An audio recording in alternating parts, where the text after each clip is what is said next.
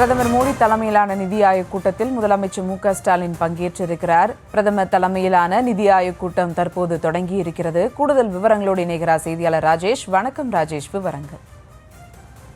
சுபா வணக்கம். டெல்லியில் நடைபெறக்கூடிய நிதி ஆயோக் கூட்டத்தில் தமிழக முதலமைச்சர் மு.க.ஸ்டாலினும் பங்கேற்றிருக்கிறார். இந்த கூட்டமானது பிரதமர் நரேந்திர மோடி அவர்கள் தலைமையிலே இந்த கூட்டம் தற்போது தொடங்கி இருக்கின்றது. இந்தியாவின் பல்வேறு மாநிலங்களை சேர்ந்த முதலமைச்சர்கள் மற்றும் முக்கிய அரசு அதிகாரிகள், மத்திய அரசை சார்ந்த முக்கியமான நிதித்துறையை சார்ந்த அதிகாரிகள் உள்ளிட்டோரும் இந்த கூட்டத்திலே பங்கேற்றிருக்கிறார்கள். இந்த நிதி ஆயோக் என்பது மத்திய திட்டக்குழு, அந்த திட்டக்குழுவுக்கு மாற்றாக அமைக்கப்பட்ட ஒரு குழு. இது 2015 இந்த குழு உருவாக்கப்பட்டது. கிட்டத்தட்ட இது ஒவ்வொரு ஆண்டும் கூடும்போது மிக முக்கியமான முடிவுகள் எடுக்கப்படும். தமிழக அரசை பொறுத்தவரையிலே கடந்த 3 ஆண்டுகளாக இந்த கூட்டத்தில் முதலமைச்சர் பங்கேற்காமல் இருந்தாலும் இந்த ஆண்டு முதல் முறையாக அவர் பங்கேற்றிருக்கிறார்.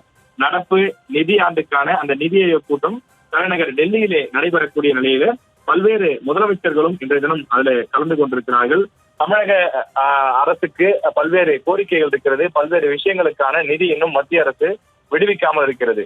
குறிப்பாக SSA திட்டத்திற்கு 2100 கோடி வர வேண்டி இருக்கின்றது. அதே போல தனியார் பள்ளிகளில் செயல்படுத்தக்கூடிய RTE என்று சொல்லக்கூடிய கட்டாய கல்வி உரிமை சட்டம், அதிலே ஒரு 617 கோடி தர வேண்டி இருக்கின்றது.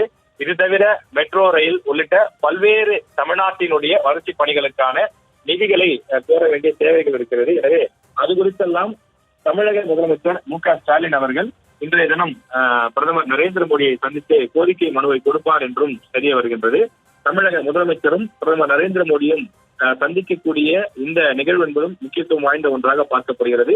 நிதி ஆயோக் கூட்டத்தில் இன்றைய தினம் பல்வேறு முக்கிய விஷயங்கள் குறித்து பேசப்படும் என்றும், இந்த நிதி ஆயோக் கூட்டத்திற்கு பிறகு தமிழக முதலமைச்சர் பிரதமரை சந்திப்பார் என்பதும் முக்கியத்துவம் வாய்ந்ததாக பார்க்கப்படுகிறது. கூடுதல் விவரங்களுக்கு நன்றி ராஜேஷ்.